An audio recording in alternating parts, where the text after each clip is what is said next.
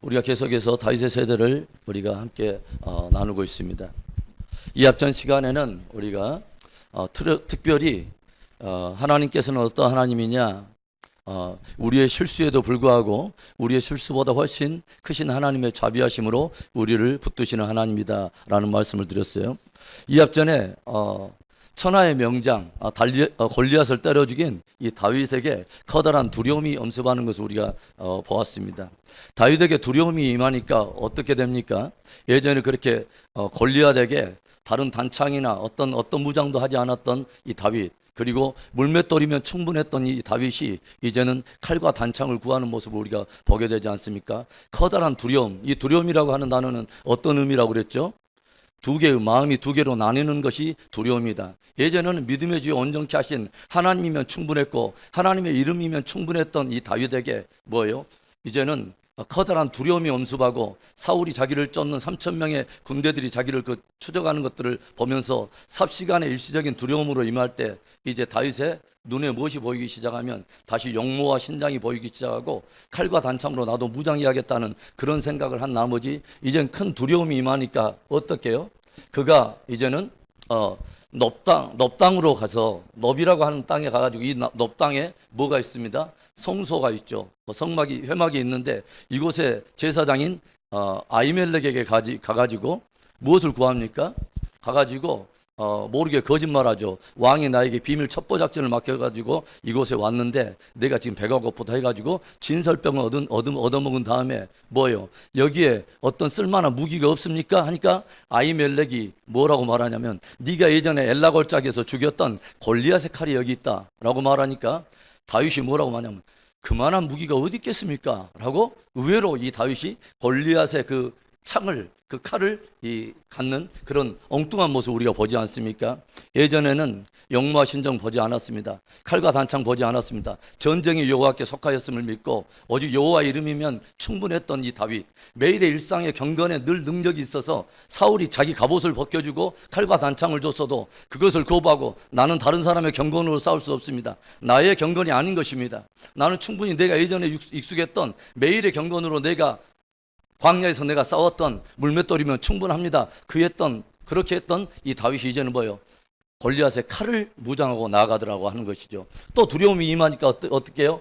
가드라고 하는 그 땅으로 들어가지 않습니까? 블레셋이 머물고 있는 땅, 이방 땅. 그런데 이 적군이 아니라 그 원수인 이 사울의 군대가 추적하는 것을 보면서 두려움이 임하다 보니까 이제는 예전에 자기가 죽였던 골리앗의 그 족속 가드 땅으로 들어가가지고 가드의 왕인 이 아기스라고 하는 그 왕에게 가가지고 거기에서 그 그늘 아래 보호를 입으로 들어가는데 이 다윗을 몰라볼 리가 없죠. 이 아기스의 신하들이 다 보고 뭐라고 하냐면 아기스 왕이요, 이 사람이 누군데 이 사람을 지금 받아들이려고 그럽니까? 이 사람이 예전에 그 아줌마 부대들이 사울이 죽인다는 천천히요 다윗이 죽인 자는 만만이라 했던 그 용장 아닙니까? 해가지고 자기의 정체가 드러나니까 다윗이 뭐예요? 갑자기 아기스 왕 앞에서 침을 질질 흘면서 문쪽을 그적그적하면서 미친 체 하는 우리가 다윗의 모습. 이렇게 뭐예요? 예전에 있던 그 영명은 어디 가고 하나님을 향한 거룩한 경건의 능력은 이제 다 깨져버리고 두려움이 임하다 보니까 엉뚱한 이 실수와 실패의 자리, 어떻게 보면 다윗으로 봐서는 아주 수치스러워 수욕스러운 실수와 실패의 자리로 깊이 들어가지 않습니까? 그럼에도 불구하고 이 앞전에 우리는 무엇을 봤습니까? 시편 우리가 34편에서 어떤 일들이 봤어요? 그 엄청난 실수를 하고 실패 밑바닥을 경험했던 이 다윗이 뭐예요? 하나님을 찬송하는 것을 우리가 보지 않습니까? 다음 대에 나가서 하나님을 찬송하리라. 나는 하나님을 찬송할 수 있어 라고 다윗이 우리에게 도전을 하는 거죠. 그래서 이 앞전 시간에 우리가 말씀 핵심은 뭐냐면 다윗이 그러한 실수와 실패에도 불구하고 하나님의 적어도 마음에 합한 자였던 다윗이고 하나님 앞에서 의로운 자였고 모든 왕들의 기준이었고 저가 보시기에 다윗처럼 다윗의 길로 행하여 정직히 행하였더라 모든 왕들의 기준을 잡았던 이 다윗이었지만 그렇게 실수와 실패에도 불구하고 그가 찬송할 수 있는 유일한 이유를 우리에게 가르쳐 주더라고 하는 거죠. 다윗은 깨달았다는 거죠. 나의 실수보다 나의 어떤 실패보다 하나님의 자비는 크다는 것을 알았다는 거죠. 할렐루야. 그래서 다윗이 이 모든 세대, 우리 세대에도 똑같은 거죠. 우리가 신앙생활하면서 의인은 안 넘어지는 사람이 의인이 아니다. 하나님의 마음에 합한 사람에서 안 넘어지는 것이 아니다. 그러나 의인은 7번 넘어져도 8번 일어서는 것이다. 무엇을 의지하고? 나의 실수와 나의 실패보다 하나님의 자비가 크다는 것을 믿고. 할렐루야. 이것이 바로 하나님의 마음에 합한 자라고 하는 거죠. 그래서 이제 이 엄청난 실수 속에도 불구하고 이제는 하나님께서 그 정도 되면 이 다윗을 좀 풀어주시면 좋은데, 하나님이 이제는 어디다 그냥 쳐박냐면 아둘람 굴이라고 하는 곳에 쳐박습니다. 오늘 이야기는 아둘람 굴에서 일어난 일들이고, 아둘람 굴에서 다윗이 그 내일이 보이지 않는 깜깜한 흑암 속에서 언제 이 고난과 이 연단이 끝날지 모르는 어두운 굴 속에서 들어가가지고 아둘람 굴에서 부른 놀라운 노래입니다. 다윗의 노래입니다. 이 다윗의 노래가 왜 이렇게 중요하냐? 저와 여러분이 아둘람 굴과 같은 깊은 시간을 우리가 스쳐 지나갈 때 바로 우리들이 불러야 될 우리의 노래가 되기 때문에 그렇습니다. 할렐루야.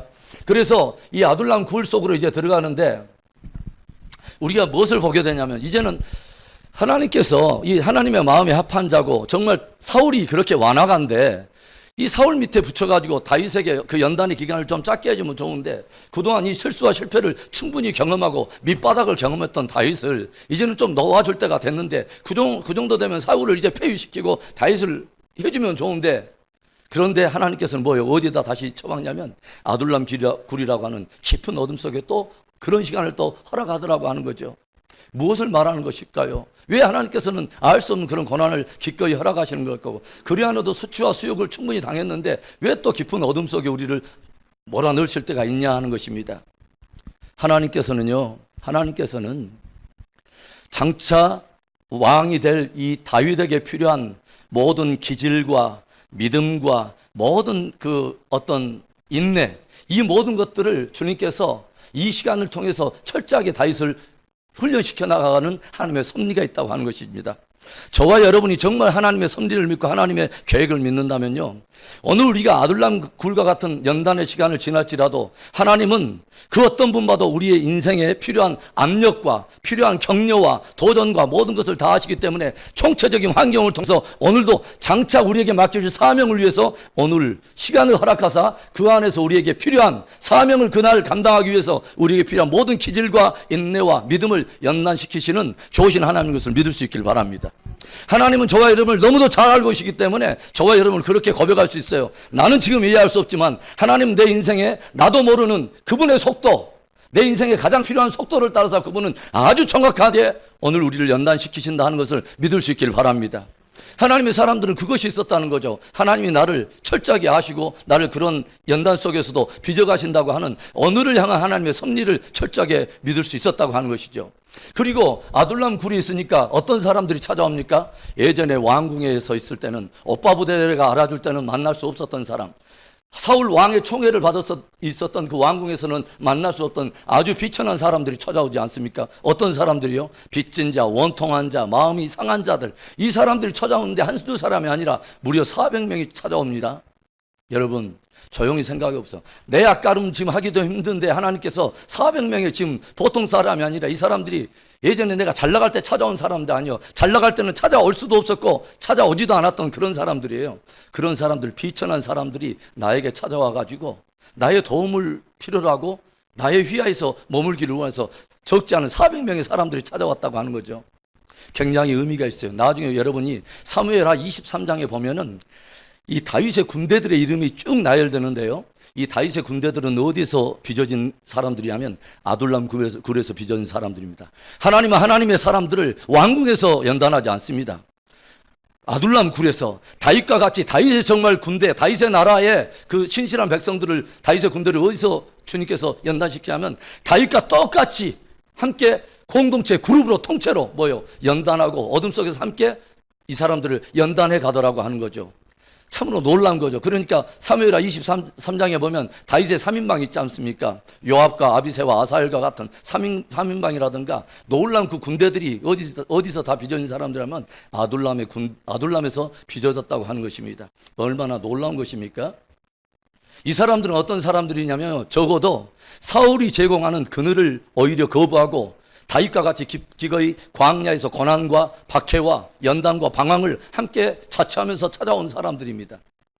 얼마나 놀라워요. 불의한 세력들과 함께 부한 영광을 누리기보다는 뭐예요? 하나님께서 사랑하는 마음에 합한 자, 거룩한 의의 권한을 받는 자와 함께 모여서 그들과 함께 더불어서 연단을 받기를 원해서 기꺼이 다윗을 찾아왔다고 하는 것이죠. 우리가 또 하나를 또 깊이 생각해 보면요, 이제 어떤 것들을 또 생각하게 되냐면, 오늘 드디어 이 아둘람 굴에 있던 이 다윗이 자기 부모님들은 함께 고난을 받으면 안 되겠길래 이 부모님들을 데리고 어디로 가냐면 조금 국경을 넘어가지고 모압 땅으로 가는 이야기가 나오죠. 왜 모압으로 갔을까요? 다윗이 이 모압과는 어떤 상관이 있을까요? 여러분, 이것을 알면 내일 아침에 두 그릇 드십시오. 네, 다윗과 모압은 어떤 상관이 있을까요? 다윗의 아버지는 누굴까요? 성이 이신데, 이세. 그 다음 이세의 아버지는 성이 오신데, 오벳. 예. 그러면 그 위에는 누굴까요? 보아스. 보아스의 부인은 누굴까요? 룻. 룻은 어디 여인일까요? 모압 여인. 그러면 다윗과 모압은 관계가 있습니까? 없습니까? 관계가 있어요. 그래서 자기 부모님들을 데리고 어디로 갔냐면 모압 땅에 가가지고 모압 왕에게 내 부모님만큼은 좀 이렇게 돌봐주라 라고 말을 했는데, 거기에서 조금 함께 주리를 틀려고 하고 있는데 선지자 갓이라고 하는 사람이 왔어요. 갓장쾌 왔어요. 그래갖고 와가지고 이 갓이 뭐라고 말하냐면, 당신은 여기 있으면 안 됩니다. 이쪽에서 있지 말고 이 요새를 떠나가지고 유대 땅으로 들어가시옵소서. 아주 깊은 의미가 있어요. 어떻게 보면은 다윗은 유대 사람으로 앞으로 장차 유다 왕이 될 사람인데, 이 갓은 다윗을 어디에 머물지 말라고 말하면 모압 땅에 머물지 말고 유대 지경으로 들어가라는 거예요. 유대 지경은 누가 기다리고 있는데? 사울의 3천 명의 군대가 자기를 기다리고 있는데 그 위험한 지경으로 들어가라고 하는 것입니다. 깊은 의미가 있어요. 하나님께서는 다윗을 훈련을 시킬 때 어떤 일들만 일어나고 고난만 있으면 모압 땅으로 도망가는 그런 훈련을 주님은 시키기를 원치 않는다는 거죠. 일만 있으면 하나님 없는 땅으로 가가지고 그 라이프 스타일로 전혀 다른 라이프 스타일로 바꿔버리고 하나님도 없고 예배도 없고 그런 땅으로 가서 하나님은 유대 왕이 될 다윗을 훈련시키기를 원치 않는다는 거죠. 하나님은 장차 왕이 될 이 다윗을 어디 땅으로 들어가라면 유다 땅으로 들어가라는 거예요. 고난과 연단이 있는 그 장소에서 하나님이 어떻게 3천 명의 군대들 앞에서도 하나님이 어떻게 보호해 내시는가, 어떻게 다윗을 빚어가시는가 하는 독특한 하나님의 보호하심과 하나님의 능력과 하나님이 그를 지키시는 그런 능력을 체험하라고 하는 것이죠. 그래서 연단과 고난이 있어도요, 믿음의 백성들과 함께 있어야 되는 것입니다. 할렐루야. 그래서 유대 땅으로 이 다윗이 돌아오지 않습니까? 그래가지고 헤렛 골짜기에서 이렇게 거기서 이제 머무는 이야기가 오늘 본문의 이야기인데, 오늘 우리가 함께 나눌 이야기는 이제는 다윗이 아둘람 굴에 깊이 들어가 있는 시간이 적지 않은 시간입니다. 5년에서 7년 동안을 이 아둘람 굴을 주둔지로 삼아가지고 이제 이동하면서 여기를 이제 본거지에서 살게 되는데, 아무도 알아주지 않는 것, 내일의 어떤 그 내일을 알 수 없는 불투명한 그 어두운 동굴에서 다윗의 노래가 들리기 시작합니다. 그 절망의 자리, 정말 어둠의 자리, 어떻게 보면 하나님의 은혜에 대해서도 점점 희미해지고, 정말 하나님은 나를 왕으로 삼으셨는가 라고 하는 하나님의 거룩한 콜링에 대한 것도 점점 희미해져 가고 내 마음속에 소망이 사라질 바로 그때에 다윗이 불렀던 노래가 유명한 이 세 편의 노래인데, 오늘 이 세 편의 고백이 저와 여러분이 입안에 붙들고 고백하며 나갈 기도의 제목인 것이죠. 그래서 이 다윗이 아둘람 굴에 들어가갔는데 더욱더 다윗을 절망하게 하는 소식이 들려와요. 그게 뭐냐면, 예전에 놉 땅에서 아히멜렉에 가가지고 뭐요? 진설병 얻어먹고 이 골리앗의 칼을 빌려갖고 나왔는데, 그때 누가 기다리고 있었다고 그랬죠? 실제로 자기가 모르게 첩보 작전 때문에 왔다고 딱 그랬는데 진짜 첩보 요원이 딱 거기에서 기다리고 있는 사람이 있었죠. 누구예요? 암몬 사람 도액이라고 하는 사람이 거기서 실제로 기다렸죠. 사울 왕의 이 주사를 받고 거기에서 길목을 지키고 있던 도액이 나타나지 않습니까? 도액이 이제 모든 일들을 봤습니다. 그리고 나서 이 일을 이 사울 왕에게 가가지고 이제 고자질을 하는 거죠. 그리고 아히멜렉이 실제 다윗을 도울 뿐만 아니라 왕을 거역하려고 하는 어떤 역모를 꾀했다 하는 엉뚱한 그 거짓말을 사울 왕에게 그렇게 거짓 보고를 함으로 해서 사울 왕이 군대와 더불어서 이 아히멜렉을 찾아갑니다. 그리고 아히멜렉을 찾아가 가지고 왜 너희들이 다윗을 이렇게 보호하고 너희가 함께 여부로서 영모를 깨었느냐 해가지고 넙 땅에 있는 제사장 몇 명을 모았냐면 85명을 모아가지고 저들의 목을 치게 합니다. 그런데 목을 치려고 그러니까 많은 사람들이 무엇을 알고 있냐면은 하나님의 기름 부음 받은 자를 함부로 건들면 안 된다고 하는 것들을 알기 때문에 일반적인 사람들도 하지 않고 있는데 그때 감히 나타난 사람이 있죠. 내가 하겠다고. 누구예요? 도액이라고, 암몬 사람 도액이라고 하는 사람이 나가가지고 군대를 모아가지고 85명의 이 제사장의 생명을 뺏어버리죠. 그리고 그 넙 땅에 있는 모든 남녀 유아 모든 가축들까지 모두 다 목을 베서 다 죽여버립니다. 바로 이 일이 이 다윗에게 들리는 거죠. 아둘람 굴이었는데 절망적인 소식이에요. 자기가 거기 가가지고 그 아히멜렉에 가지만 않았어도 그 가정이 보호됐을 있을 텐데 자기 때문에 제사장의 가족들이 제사장 무리가 85명이 죽고 그쪽에 그 작은 마을이 쑥대밭이 됐다고 하는 이 말을 듣고 절망한 이 다윗의 마음 여러분 생각나겠어요? 죄책감과 그 수욕과 그 분노와 이 가운데서 다윗이 고백했던 노래가 바로 시편 52편입니다. 우리 함께 찾아갑시다. 시편 52편 봅니다.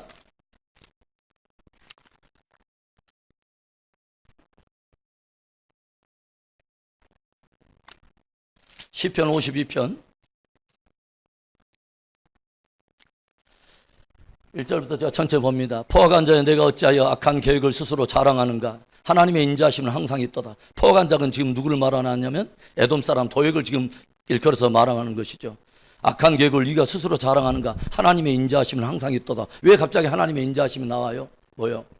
너의 어떤 그런 너의 악함을 네가 그렇게 자랑하느냐. 하나님 앞에 회개하지 않고 하나님의 인자하심 앞에 너희가 오히려 회개하지 않고 오히려 네가 악함을 자랑하는가 라고 말하면서 2절 네 혀가 심한 악을 꾀하여 날카로운 삭도같이 간사를 행한도다. 내가 선보다 악을 사랑하며 의를 말함보다 거짓을 사랑하는도다. 간사한 혀여 너는 남을 해치는 모든 말을 좋아하는도다. 그런즉 하나님이 영원히 너를 멸하시며 너를 붙잡아 내 장막에서 뽑아내며 살아있는 땅에서 내 뿔을 빼시로다. 그래서 이제 다윗이 무엇을 하냐면 도액이 저질렀던 그 모든 것들을 하나님 앞에 고자질을 하는 것이죠. 그리고 도액 안에 있었던 그 강팍함과 완악함들을 계속 고발하면서 그의 어떤 그 도액을 빙자해서 비교하면서 자기를 뭐라고 말하냐면 자기는 뭐라고 말하냐면 이렇게 자기는 말을 하죠. 5절에 뭐냐면 하나님이 너를 뽑아서 너를 붙잡아서 장막에서 뽑아내면 살아있는 땅에서 내 뿔을 빼시려라 했던 이 다윗이 뭐라 하냐면 8절에 그러나 나는 뭐라고 그래요? 하나님의 집에 있는 푸른 감람나무 같으며 하나님의 인자하심을 영원히 의지하리로다. 1절에 뭐라고 그랬어요? 악한 계획을 스스로 자랑하고 하나님의 인자하심이 항상 있음에도 불구하고 너에게 죄가 있음에도 불구하고 너는 회개치 아니하고 계속 완악함을 네가 자랑하느냐? 나는 오히려 뭐예요? 하나님의 집에 있는 푸른 감람나무 같으며 하나님의 인자하심을 영원히 의지하리로다. 나도 넘어졌어. 나도 미끄러질 수 있어. 그러나 나에게는 하나님의 영원한 인자하심이 있어. 나는 하나님의 집에 심기운 푸른 감람나무 같으며 너는 사울 왕에게 녹을 먹고 사울 왕의 그 첩자 노릇을 하면서 여러분 하나님께서 이 아말렉을 그 진멸하라 할 때 사무엘상 15장에서 이 사울이 아말렉 사람을 완전히 진멸하지 않고 남겨두죠. 이 아말렉은 누구의 후예예요? 에돔의 후예이죠. 도대체 이 사울은 왜 아말렉 사람들을 이렇게 남겨뒀을까요? 그리고 이 아말렉 사람들은 이 사울의 어떤 그 비굴한 어떤 짓에도 늘 앞장서가 가지고 가감의 그 악한 일을 행하는 사울과 이 아말렉과 이 환상적인 조화 말이죠. 그런데 다윗이 뭐라고 그래요? 너는 사울 왕에게 빌부터하고 사울 왕의 궁정에서 네가 심기어지기를 원하느냐? 나는 여호와의 전에 심기어진 나는 푸른 감람나무가 되리라. 할렐루야. 그래서 우리가 조용히 생각하면요, 이 감람나무 영성이 굉장히 재밌습니다. 옆에 사람에게 인사합시다. 감람나무 영성을 배웁시다. 시작. 이 감람나무 이야기가 여러분 어디서 나오냐면요, 이스라엘을 대표로 하는 세 개의 나무가 있습니다. 항상 구약에 나오면 이 나무들이 이스라엘을 대표해요. 절점이 뭐냐면 감람나무. 그 다음에 또 뭐예요? 무화과나무. 그 다음에 뭐예요? 포도나무. 그런데 이 감람나무, 무화과나무, 포도나무 이야기가 여러분 사사기 나중에 이제 읽어보시죠. 사사기 9장에 보면, 사사기 9장에 나오면 이 요담이라고 하는 그 기드온의 아들이 바로 이 나무들의 이야기를 해줘요. 나무들이 어느 날 왕을 뽑는 이야기를 해주는데, 나무들이 와가지고 누구에게 절체를 찾아가냐면 감람나무에 찾아가지고 야, 네가 우리의 왕 좀 돼주라 했는데, 이 감람나무가 뭐라고 그러냐면 내가 하나님과 사람을 영화롭게 하는 나의 기름을 놔두고 어찌 나무들 위해서 요동하리요, 이런 말을 해줘요. 그러니까 감람나무가 최고로 자랑하는 것은 뭐예요? 기름입니다. 기름인데, 이 기름을 어떻게 짜냐면 감람나무는 자기에게 맺혀진 그 열매를 내 가지고 그 나무 열매가 찍힘 받아 가지고 그 열매에서 기름이 나오는 거죠. 자신을 희생함으로 인해서 거기서 뭐가 나오냐면 기름이 나오는데, 그것으로 무엇을 해요? 성전에 불을 밝혀요. 기름을 부어 가지고 치유를 해요. 다른 사람을 즐겁게 하고 음식을 넣을 때도 뭐냐면 항상 이 기름을 넣어 가지고 항상 하는가 하면 빛을 발할 때도 이 불을 밝히는 이런 일들을 하는 게 감람나무의 영성이에요. 나의 작은 희생이지만 늘 나는 뭐예요? 하나님을 즐겁게 하고 사람들을 또 영화롭게 하는, 하나님과 사람들을 기쁘게 하는 나의 기름으로 인해서 내가 내 사명을 다한다는 거죠.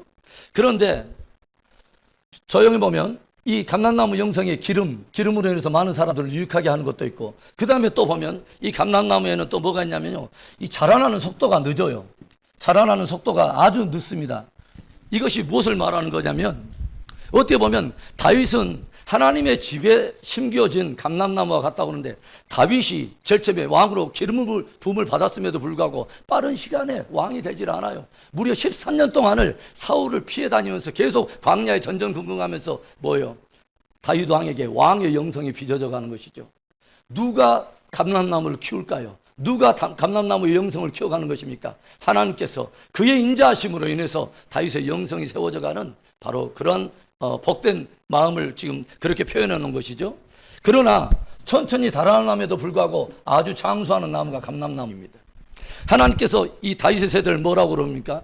다윗의 위에서 영원토록 왕들이 나오며 다윗의 보좌는 영원하리라 하고 다윗을 축복하지 않습니까? 자랄 때는 천천히 자라난 것 같지만 하나님께서 야무지게 광야 영성으로 훈련시키더니 다윗 위에서 끊임없이 왕들이 나오도록 하나님께서 세우더라고 하는 것이죠. 빨리 나오는 꽃이 문제가 아니에요. 무화과도요, 이스라엘을 대표하는 이 무화과도 없을 무자 꽃화자입니다. 꽃이 없는 게 무화과 나무예요. 그런데 나중에 이 무화과를 연구하다 보면 꽃을 열매와 함께 안으로 피우는 것이 무화과입니다. 겸손한 영성을 말하는 거죠. 그러죠? 꽃을 피우는 것이 아니라 꽃이 안으로 수고들어서 열매와 함께 피우는 게 무화과 나무예요. 그래서 이 무화과 나무가 뭐라고 그러죠? 내가 뭐요? 나에게 나는 열매가 있는데 이 열매로 사람들을 즐겁게 하는데 내가 어찌 나무들 위해서 요동하리요? 포도나무한테 가가지고 네가 왕 좀 되라 했더니 포도나무도 뭐라면 나의 이 포도주는 하나님과 사람들을 기쁘게 하는데 내가 어찌 나무들 위해서 요동하리요? 그래서 이스라엘을 대표하는 바로 감람나무, 무화과나무, 포도나무가 있는데 무엇을 말하냐면 이것이 바로 하나님의 백성들이 가져야 될 영성이라는 거죠. 하나님의 백성들은 철저하게 하나님의 주권 아래서 모든 나의 자라는 속도와 자라나게 하시는 분은 사람이 아니라 자라나게 하시는 분은 하나님이십니다. 할렐루야.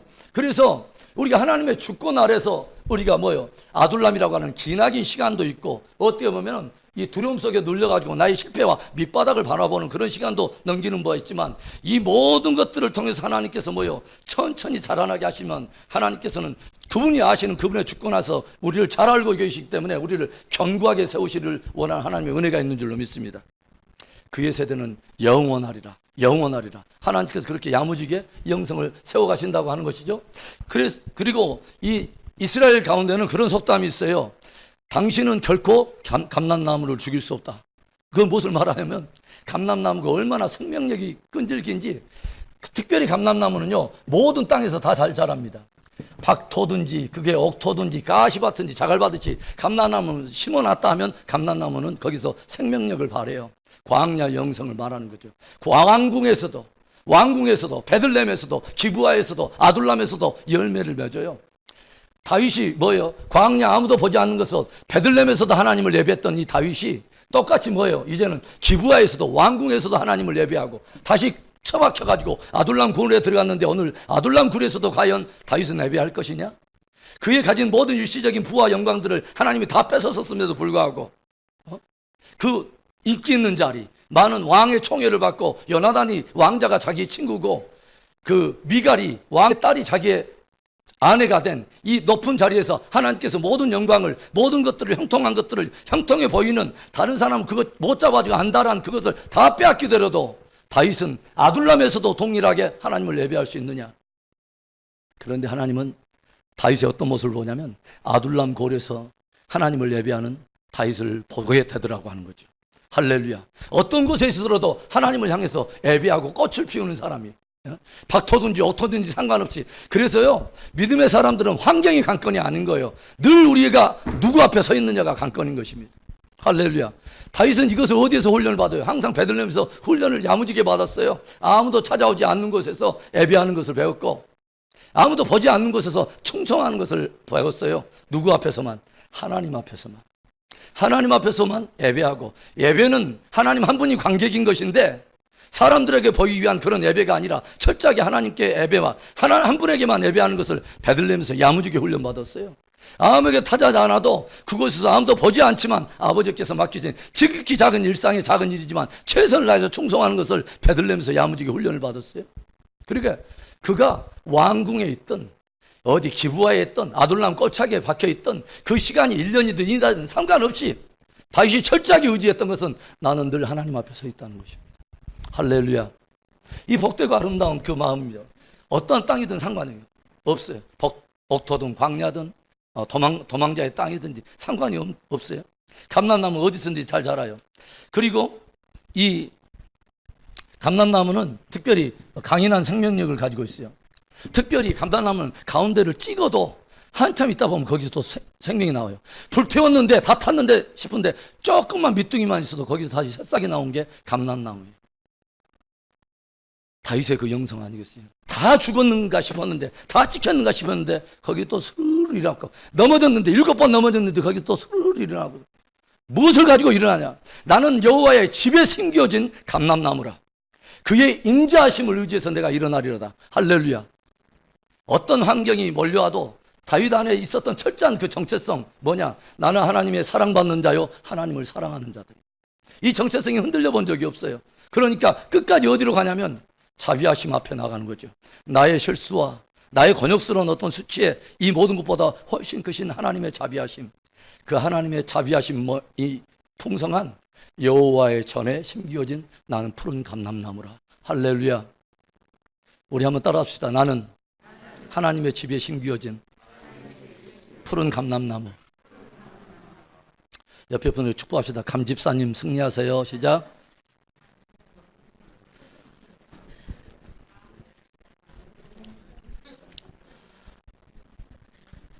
그래서 우리 시편 52편에 보면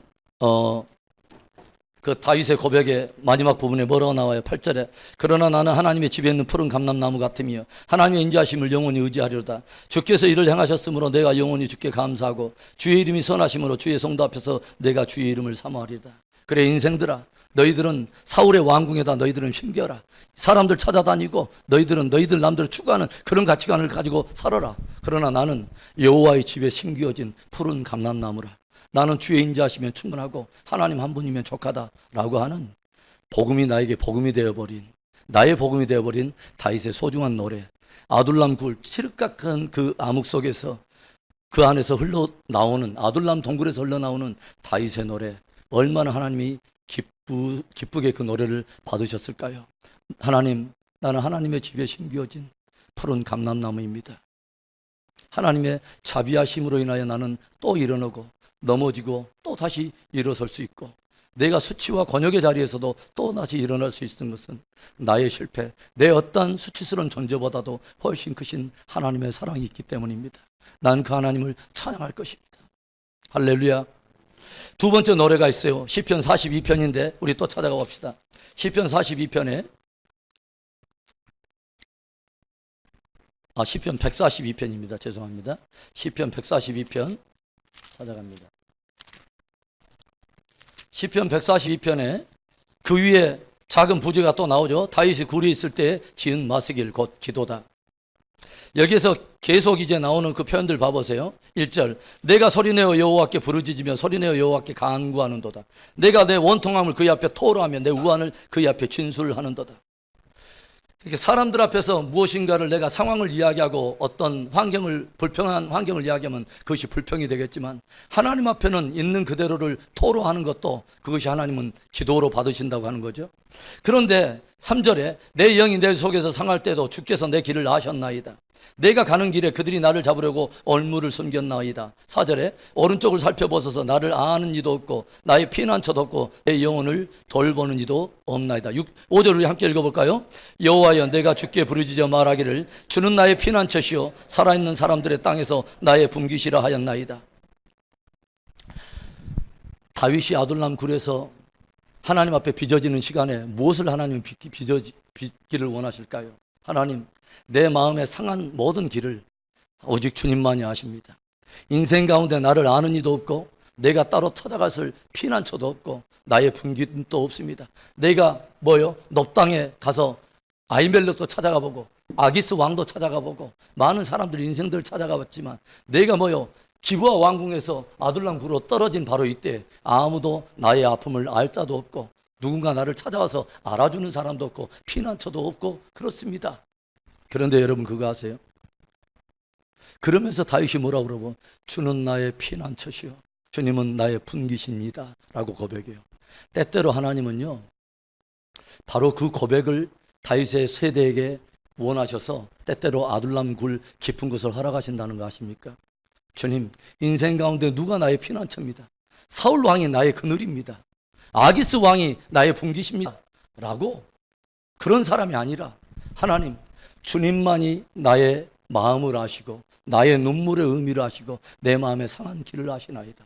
주님, 이 세대 생존하는 이 세계에 오직 주님만이 나의 분깃이 됩니다 라고 하는 이 고백을 주님께서 들으시려고 받아내시려고 때때로 우리에게 때때로는 대적의 강성함도 허락하고 때때로 실수와 좌절 때문에 적절하게 훈련도 받았는데 또 다시 아둘람 굴 깊은 속에 또 다시 처박아 넣을 때가 있다는 거죠. 왜? 주님도 나의 분깃입니다 라고 말하지 않고 주님만이 나의 분깃입니다, 주님도 나의 요새입니다 라고 말하지 않고 주님만이 나의 요새입니다 라고 하는 그 진실한 고백을 받아내기 위해서 주님은 진실한 다윗의 세대를 일으키기 위해서 기꺼이 아둘굴을 허락하실 때가 있다고 하는 것입니다. 할렐루야. 그래서 우리가 역사 20장에서 이 앞전에 불화가 일이 있을까? 모압 암몬산 거민들이 3개 연합군대가 쳐들어왔을 때 여호사밧과 그의 군대들이 절체에 무엇을 해요? 마음을 낮추고 하나님의 얼굴을 구하면서 그 앞에서 하나님께 기도할 때 뭐라고 그래요? 하나님, 이 큰 대적을 인하여 내가 싸울 힘도 없고 내가 아무 일도 할 일이 없고 오직 주만 바라보나이다 라고 고백하지 않습니까? 주도 바라보입니다 아니가 주만 바라봅니다. 주님께서는 때때로 이 만자 하나 때문에 기꺼이 우리를 아둘람 굴에 넣으실 때가 있어요. 도와 만 이 사이에 우리가 주도 아니라 주만 나의 분깃이요 나의 요새요 나의 피난처십니다. 이것을 주님께서 철저하게 경험시키기 위해서 아둘람 굴에 우리를 넣으실 때가 있다고 하는 것입니다. 오늘 저와 여러분이 바로 이 노래를 부를 수 있기를 바라요.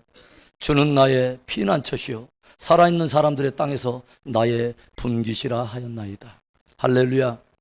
내 마음 영혼 저 깊은 곳에 이 노래가 있기를 바라요.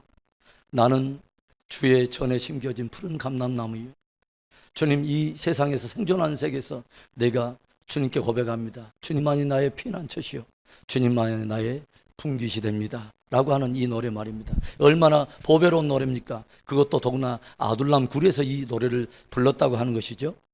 자, 우리 하나만 우리 더 보기를 원하는데요. 57편으로 우리 가보겠습니다. 57편. 제가 57편을 굉장히 좋아합니다. 57편. 거기에 보면 뭐라고 나오면 다윗의 믹담시, 믹담이란 말은 교훈이란 뜻이에요. 교훈을 들려주신데 인도자를 따라 알다스엣에 맞춘 노래. 다윗이 사울을 피하여 굴에 있던 때이다. 여기서 알다스엣이라고 하는 단어가 굉장히 중요한 단어예요. 알다스엣이라고 하는 단어가 굉장히 재밌습니다. 이 단어의 뜻이 뭔지 아십니까? 너는 결코 멸망하지 않아 라는 뜻입니다. 너는 결코 멸망하지 않아. 그러니까 다윗이 이 노래를 하면서 무엇을 지금 말하는 거냐면 아둘람 고을에 내가 이 처박혔다고 나는 결코 멸망하지 않아. 하나님은 나를 아둘람 굴에서 결코 여기에서 그냥 머물다가 여기서 죽게 될 존재로 나를 빚으신 것이 아니야 라고 스스로에게 하나님의 영광을 생각하면서 이것을 지금 고백하고 있다고 하는 것이죠. 그러면서 뭐라고 이제 우리가 한번 보기를 원해요.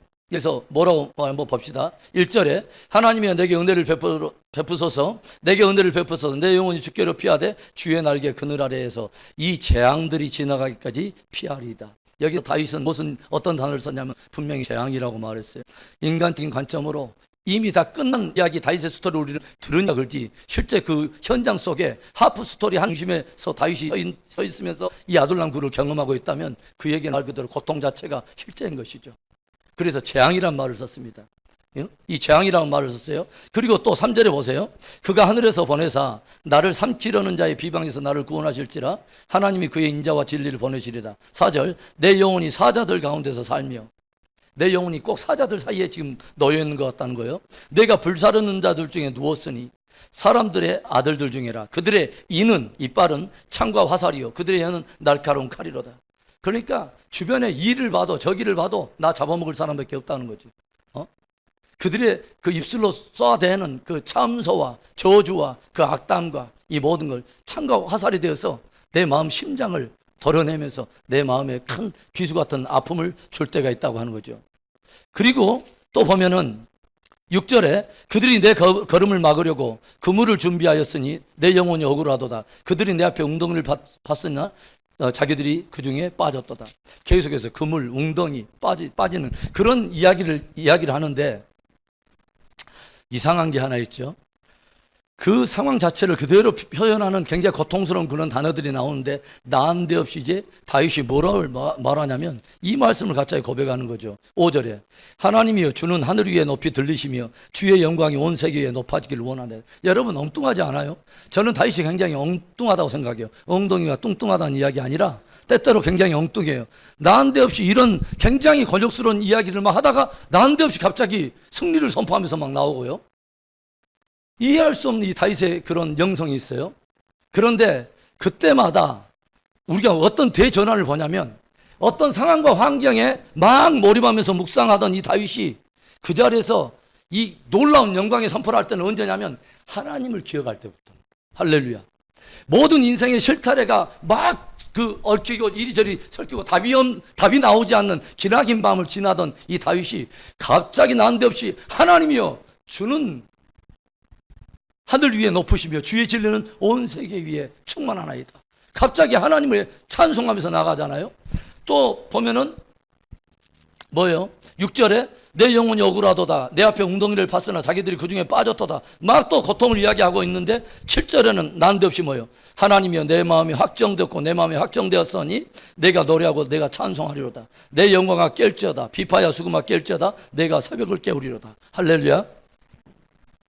우리는 여기서 무엇을 보게 되냐면요. 다윗이 깊은 어두운 그 밤에 끊임없이 자기의 어떤 그 실패와 좌절과 아히멜렉과 85명의 죽은 제사장들과 자기로 인해서 빚어진 결과에 대해서 더욱더 비참한 어떤 그런 밤을 지내던 이 다윗이 그 가운데서도 누구를 갑자기 생각하냐면 새벽이 동토하는 그 새벽에 하나님을 기억하기 시작한다는 거죠. 그 놀라운 하나님. 새벽에 도우신 하나님을 조용히 묵상하더니 하나님을 갑자기 묵상하더니 하나님이 얼마나 영광스러운 분인가를 생각하면서 자기가 처해 있는 모든 상황을 누구에게 갖고 가버리냐면 하나님 전 앞에 딱 하나님 앞에 두는 거죠. 그러면서 갑자기 찬송하기 시작해요. 하나님은 주여 주는 찬송밖에 합당하시며 주의 진리는 온 세계 위에. 하나님을 막 찬송하고 하나님을 묵상하다 보니까 하나님을 묵상하는 것만 해도 이분이 얼마나 그 크신 위엄을 가지고 있는지, 그분이 온 세계를 다스릴 뿐만 아니라 나중에 그분을 조용히 묵상하다 보니까 그분 안에 붙들려 있는 내가 보이기 시작하더라고 하는 거죠. 지금 사울왕에 쫓김받는 나의 모습이 아니라 하나님의 그 커다란 섭리 속에서 장차 왕으로 빚어내시기 위해서 모든 과정의 섭리를 인도해 가시는 하나님의 커다란 손길을 바라보면서 그 손길 안에 자기가 붙들려 있는 것들을 보다 보니까 무엇을 보냐면 내 영광아 깰지어다. 하나님도 영광스러운 분이지만 하나님이 붙들고 있는 나에게도 영광이 있다는 거죠. 할렐루야. 이것을 깨닫기 시작했다고 하는 거죠. 얼마든지 전화위복시킬 수 있는 그 하나님을 생각하면서 내 영광아 깰지어다. 그래서 무엇을 생각합니까? 하나님의 내 마음을 확정했습니다. 나는 확정했습니다. 고난과 연단과 비참과 쓰라림과 실패와 곤욕과 실수, 여기를 내가 묵상하지 않고 내가 하나님을 찬송할 것을 나는 결정했습니다. 나는 하나님을 주목할 것을 나는 결정했습니다. 나의 실수와 내 실패, 이 과거를 주목한 것이 아니라 장차 나에게 허락하실 그 영광스러운 그 부름, 누가 나를 붙들고 있는가, 누가 어떤 부름으로 나를 부르고 계시는가, 오늘 모든 섭리를 결국 선을 이루어버리실 바로 그 하나님, 그분을 내가 묵상하면서 그 하나님을 찬송할 것입니다. 그리고 그분 안에 붙들려 있는 나의 영광을 내가 고백할 것입니다. 할렐루야. 이 모든 것 가운데도 하나님, 나는 하나님의 전에 심기어진 나는 푸른 감람나무입니다. 나는 하나님을 사랑하는 자요 하나님의 사랑받는 자입니다. 나는 또다시 하나님을 찬양하면서 일어설 것입니다 라고 고백을 하고 있다고 하는 것이죠. 얼마나 놀라운 다윗의 영성입니까? 아무도 알아주지 않는 목동 다윗, 자기의 생애에 하나님의 눈길을 주시고 이 작은 목동에게 왕의 기름을 부으셨던 이 하나님, 그 하나님이 광야에서 어떻게 그를 지켜내셨는가를 조용히 묵상을 해본다는 거죠. 그리고 하나님께서 뭐예요?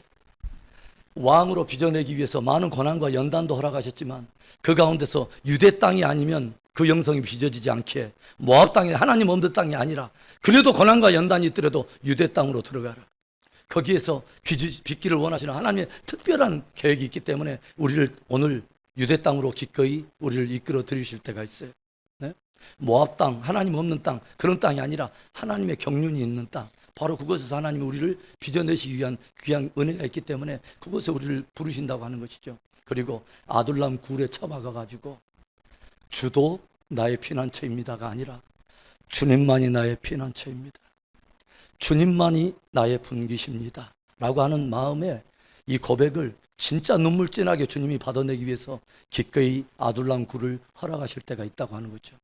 그리고 거기서부터 진짜 예배가 되는 거죠. 하나님이 왕궁에서 드리는 예배를 기뻐하셨을까요? 아둘람에서 드리는 찬양을 기뻐하셨을까요? 여러분, 오늘 하나님께서는 다시 한번 우리에게 아둘람을 허락하실 수도 있어요. 그러나 아둘람에서 주님은 뭘 받기를 원하시냐면 예배 받기를 원하십니다. 저와 여러분을 통해서 진실한 참된 예배 받기를 원하시는 하나님, 오늘 저와 여러분 안에 정말 그 고백이 진실되기를 원합니다. 주님, 생존하는 세계에서 누가 내 마음을 알아주겠습니까? 누가 내가 사람의 그늘이 좋다고 내가 사람의 그늘 찾아다니겠습니까? 모든 인생을 다 중환하셔서 결국 선을 이뤄내버리고 마실, 당신의 선을 이뤄내버리고 마실 우리 주님의 인자하심을 내가 바라봅니다. 그 인자하심이 나를 오늘 마침내 빚어내사 다윗의 세대로 준비시킬 그 놀라운 하나님, 진짜 하나님의 마음을 쫓아가는 자, 진짜 하나님의 마음을 아는 자가 되어서 하나님을 예배하는 백성으로 삼기 위해서 오늘 이 아둘람의 고백을 기꺼이 받아내시기를 기뻐하시는 하나님 앞에 이 밤에 고백하며 나가기를 원합니다.